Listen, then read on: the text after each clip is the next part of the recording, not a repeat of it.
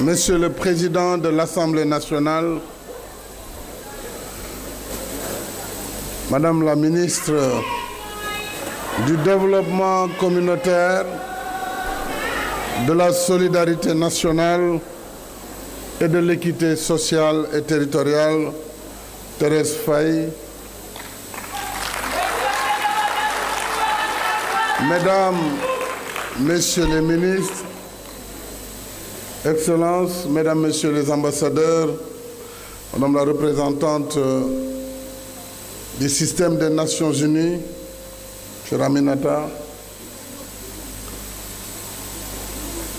honorables députés, hauts conseillers et membres du Conseil économique, social et environnemental, Monsieur le gouverneur de la région de Dakar, Messieurs les gouverneurs de région, Mesdames, Messieurs les responsables de l'administration territoriale, Mesdames, Messieurs les élus territoriaux, Monsieur le Président de l'Association des maires du Sénégal, distingués participants à vos rangs et qualités.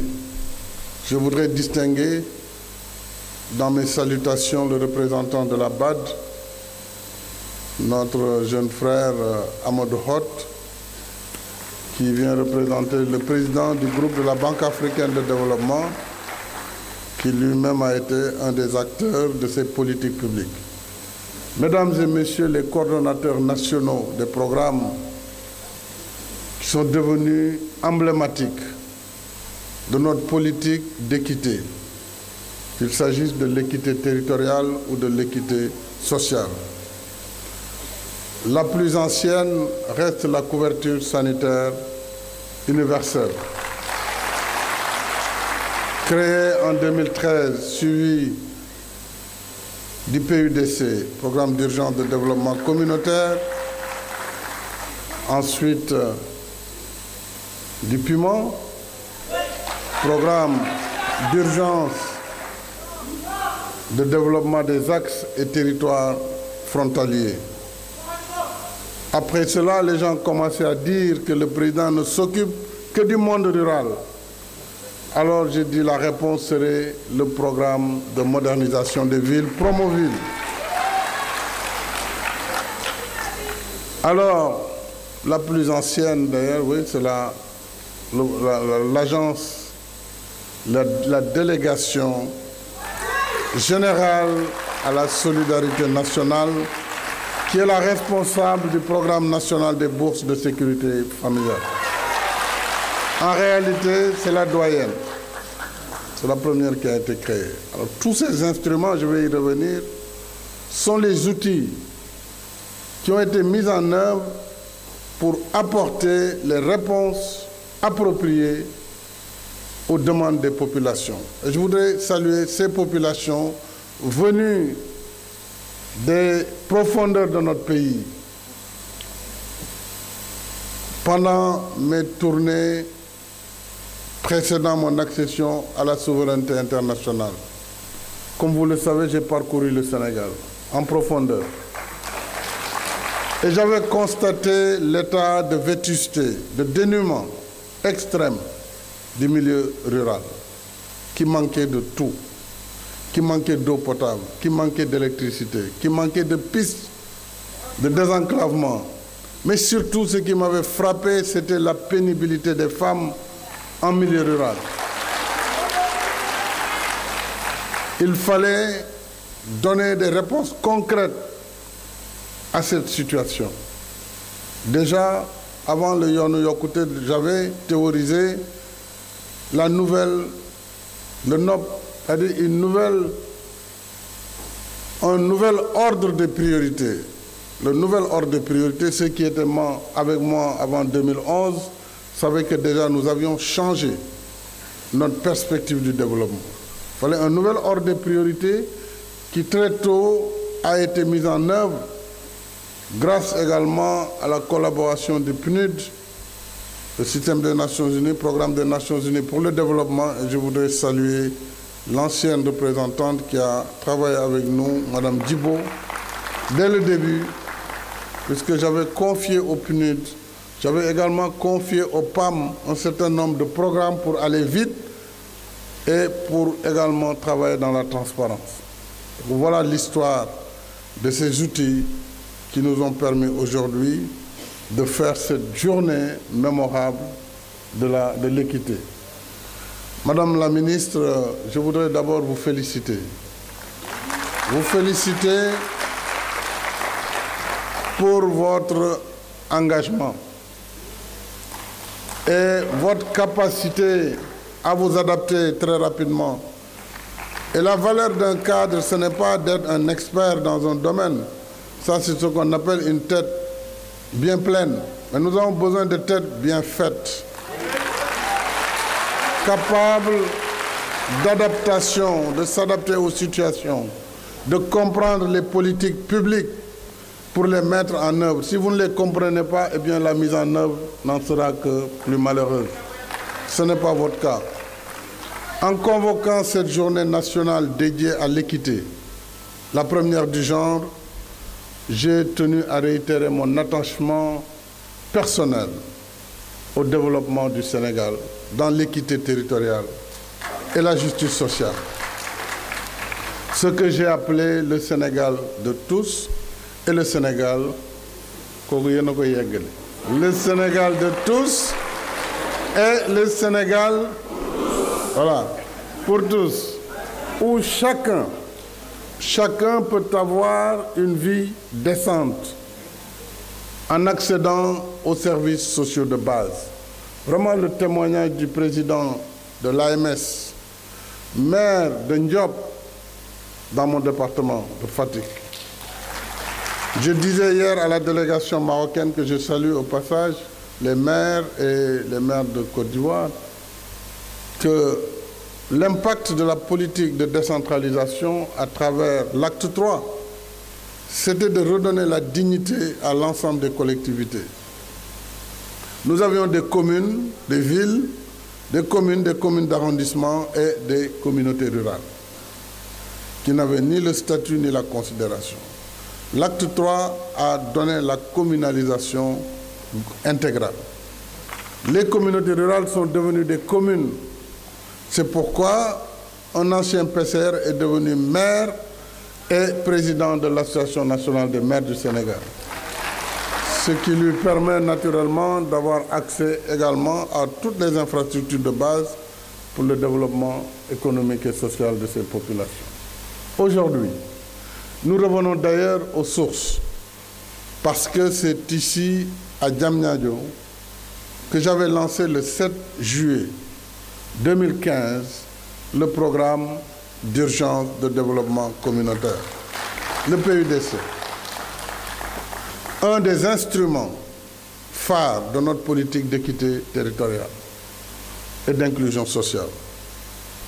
Je disais à l'occasion qu'il nous fallait dans l'urgence apporter des réponses aux difficultés persistantes auxquelles plusieurs parties de notre pays restent encore confrontées.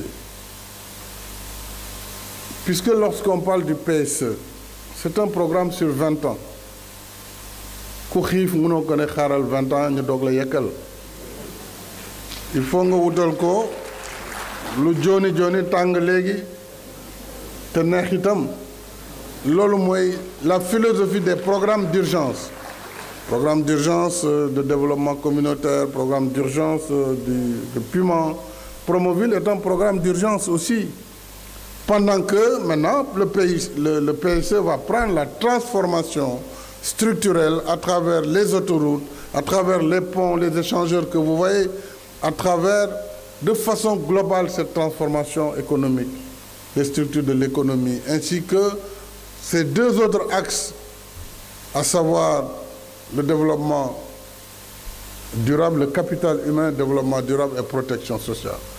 Tout cela va en même temps, ainsi que la gouvernance, la paix et la sécurité. Mais dans l'urgence, il fallait apporter ces réponses Donc c'est pourquoi nous avons déroulé une stratégie intégrée, solidaire et inclusive par la réduction des disparités. Disparités entre les villes et les campagnes, mais aussi disparités entre l'ouest du Sénégal et le reste du Sénégal. Et surtout, l'amélioration des conditions de vie des populations rurales. Le PSE vient d'être lancé, il venait d'être lancé en 2014, donc un an avant ce lancement du PUDC, avec comme perspective l'objectif d'émergence en 2035. Et nous allons l'atteindre avant 2035, s'il plaît à Dieu. Mais je m'étais dit que pour nombre de nos concitoyens, il y avait des besoins urgents qui ne pouvaient pas attendre cette échéance et qu'il y avait urgence à y apporter des réponses à ces besoins. C'est l'objet de nos politiques d'équité territoriale et d'inclusion sociale. Je salue également le coordonnateur ou le directeur général du Fonds de solidarité nationale, qui fait partie de ces instruments. Au demeurant, l'équité et l'inclusion sont plus qu'une question de justice sociale. Elles sont également une source de confiance des populations dans les politiques publiques qui sont déclinées sur le terrain au-delà des pétitions de principe que nous entendons ça et là.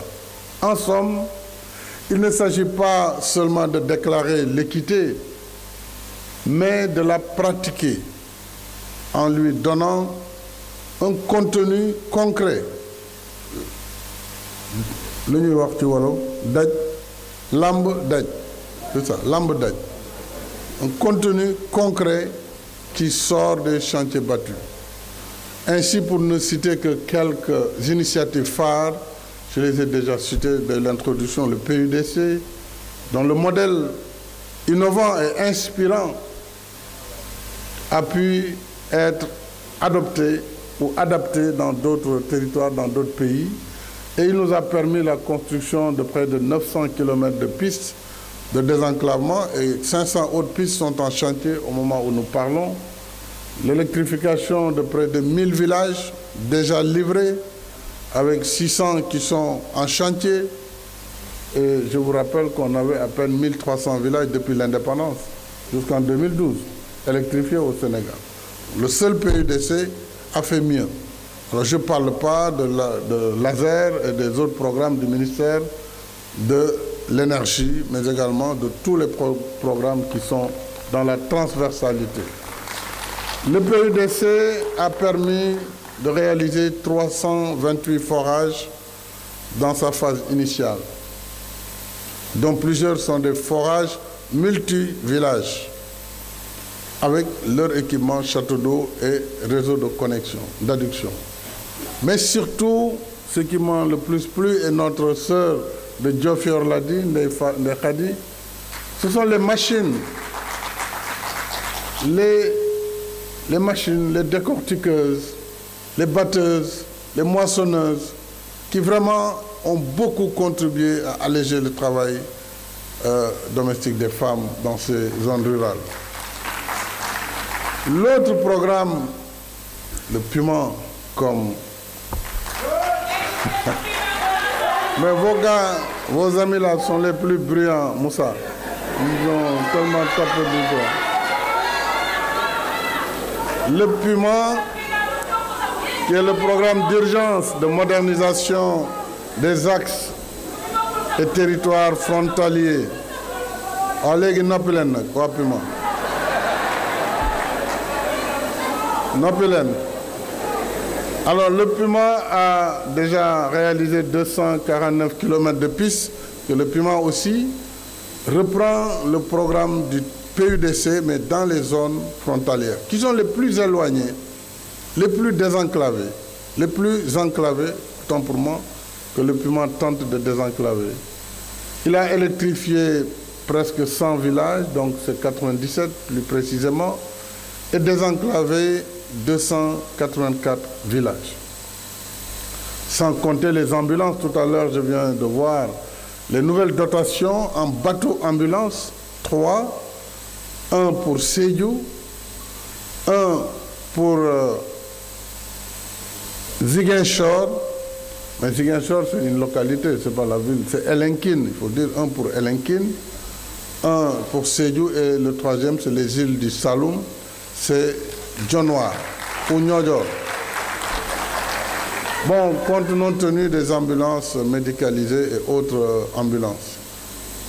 Le paiement, c'est la construction des structures de santé avec d'autres commodités. Bravo également pour le paiement. Alors, le programme des villes. Le programme de modernisation des villes, dirigé par une femme extrêmement compétente, ingénieure, polytechnicienne. Le paiement m'a retiré une conseillère d'ailleurs qui était dans mon cabinet que je vous ai donné pour s'occuper justement de la modernisation des villes à travers un programme qui a impacté sur plus de 3 millions d'habitants. 3 millions d'habitants avec 198 km de voirie dans les villes, 3 998, donc 4 000 lampadaires, puisque Promoville, c'était d'ouvrir des lignes, des voies, des routes, de l'assainissement et de l'éclairage. Pour changer quoi? Pour changer le cadre de vie, surtout dans la banlieue. Vous allez aujourd'hui à Guédiawaye, vous voyez la fierté des populations de Guédiawaye. Non seulement sur le tracé du BRT, mais également sur les programmes de Promoville. Vous allez à Tambacounda, vous n'allez plus reconnaître Tambacounda. Et l'autre jour, j'ai été à Fatick. Mais Fatick attend quand même qu'on accélère, madame. Qu'on accélère un peu les routes à Fatick. Alors, c'est ça également le programme Promoville, avec toute la construction qui va avec, des infrastructures pour les femmes, pour les jeunes, etc. Quant au programme des bourses de sécurité familiale, dirigé également par une autre dame. Vous voyez qu'ici, vraiment, on a fait une politique d'équité et surtout équité de genre. Le ministère est dirigé par une femme. Les grands projets sont dirigés par des dames également, au moins moitié-moitié. La parité est respectée. Donc, Mme Aminata Sow, économiste également, et la déléguée générale pour la protection sociale et la solidarité nationale. Ne vous en faites pas, je connais les noms, je les ai créés. Alors, il y a eu pour 355 626 ménages des bourses de sécurité familiale qui avaient au début une allocation de 25 000 par trimestre qui sont portées depuis 2024, 2023, 2024 à 35 000 francs par trimestre. Et depuis 2013, des transferts de l'ordre de, écoutez bien, 268 milliards de francs CFA ont été effectués au titre des bourses de sécurité. Kon foofu dama bëgg xamal nit ñi ne lu ñuy wax transfert xaalis bi jógee ci nguur gi dem ci askan wi lu ëpp ñaar téeméeri milliards ak juróom-benn fukk ak juróom-ñett jëlee nañ ko ci keesu état bi jox ko askan bi loolu mooy programme des bourses.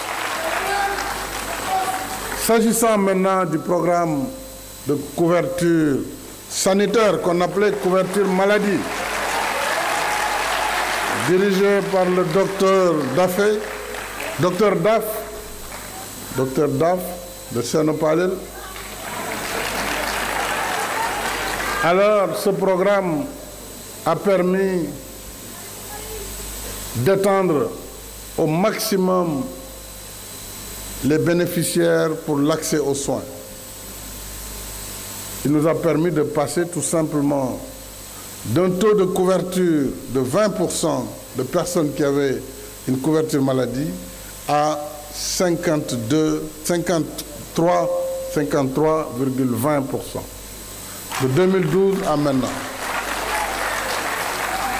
Et pour cela, je félicite également les mutualistes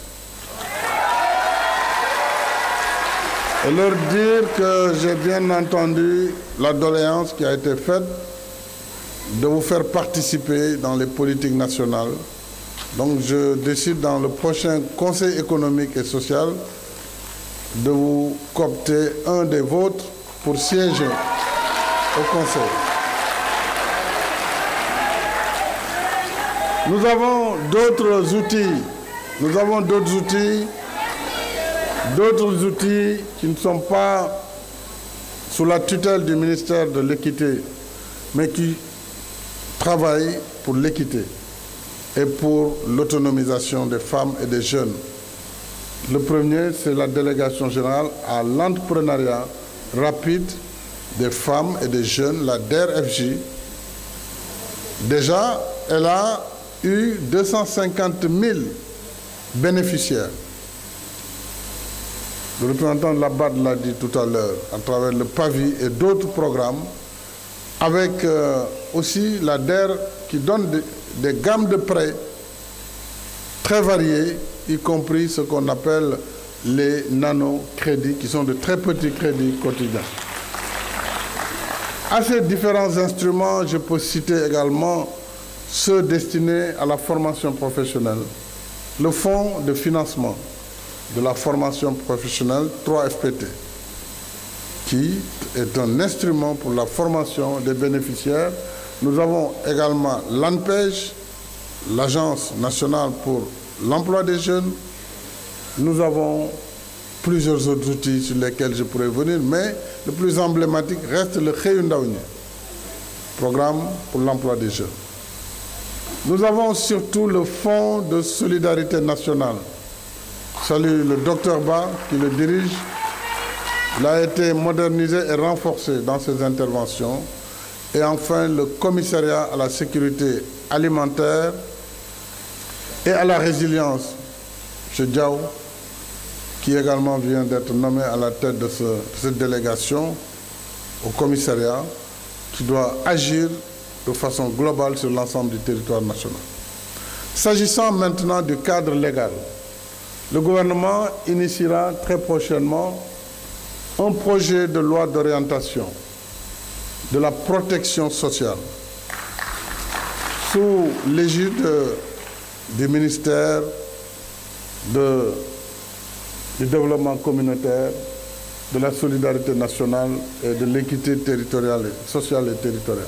Donc, Mme Thérèse Faye Diouf va conduire cette réforme en relation naturellement avec les autres ministères et services de l'État. Aussi, dans la même perspective, nous allons mettre en place très prochainement la Caisse autonome de protection sociale. C'est elle qui va financer toutes ces gratuités, les césariennes, les gratuités pour la dialyse, les gratuités pour les enfants de 0 à 5 ans, pour les anciens avec le plan Sésame. Il faut bien qu'on les finance et de façon durable. Le budget seul ne suffira pas, il faut donc des mécanismes qui vont alimenter cette caisse autonome de protection sociale qui va être installée avant, en tout cas, la mi-février, je l'espère. Mesdames et messieurs, la mise en œuvre de nos politiques d'équité a beaucoup contribué à améliorer les conditions de vie des populations, en renforçant les capacités de résilience des familles et des communautés. Ce n'est pas un hasard d'ailleurs si l'espérance de vie a beaucoup augmenté au Sénégal pendant cette dernière décennie. Mais il nous reste beaucoup à faire. Il ne faut pas croire que tout est fait. Ce n'est pas vrai. Il reste beaucoup de chemin encore à faire, d'où l'instauration d'ailleurs de cette journée de l'équité pour offrir un cadre d'échange que l'on pourrait d'ailleurs appeler les Assises nationales de l'équité. Et Madame le ministre, on pourrait l'inscrire donc comme programme annuel dans l'agenda républicain. Et cette première édition, qui se déroule sous le thème de l'équité sociale et territoriale au cœur du plan Sénégal émergent, doit nous inciter à une réflexion approfondie sur nos politiques en la matière pour mesurer nos succès, mais également mesurer nos limites et identifier les leçons pour aller de l'avant. Il ne s'agit pas ici d'un exercice d'autosatisfaction. Qui me connaissent savent très bien que je fais très peu cas de l'autosatisfaction. L'essentiel, on a fait des choses très importantes, mais il faut voir comment mieux les faire et comment aller encore plus vite et plus loin. Donc cette journée devra permettre de faire un diagnostic sans complaisance, comme on dit, qui questionne l'existant et surtout propose les améliorations nécessaires aux performances qui sont attendues. Il y a lieu à ce sujet d'accorder une attention particulière à la cohésion de l'ensemble de nos instruments d'équité territoriale et d'inclusion sociale. Il faut éviter les chevauchements, il faut éviter le double emploi. Il faut également que le déséquilibre territorial soit réduit au strict minimum dans la mise en œuvre des différents programmes. Et c'est la raison pour laquelle la question du RNU, le registre national unique, doit être abondée très rapidement pour qu'il y ait un seul fichier national afin que tous les acteurs, tous les partenaires puissent travailler sur le même modèle. J'y engage particulièrement Madame la ministre du Développement communautaire, que je félicite, je l'ai déjà fait, ainsi que l'ensemble de ses équipes. Je voudrais également saluer et remercier vivement ici nos partenaires. Je distinguerai le groupe de la Banque mondiale. Le vice-président était là, mais il a eu des urgences en Mauritanie ce matin, ainsi que le groupe de la Banque africaine de développement et naturellement le système des Nations Unies qui nous accompagne dans tout ce que nous faisons par rapport à cette politique d'équité sociale et territoriale. Je déclare à présent ouverte la première édition de la Journée nationale de l'équité et souhaite surtout plein succès à vos travaux. Kon nag mbokk yi kaddu gi yëpp wax nañ ko ndax am na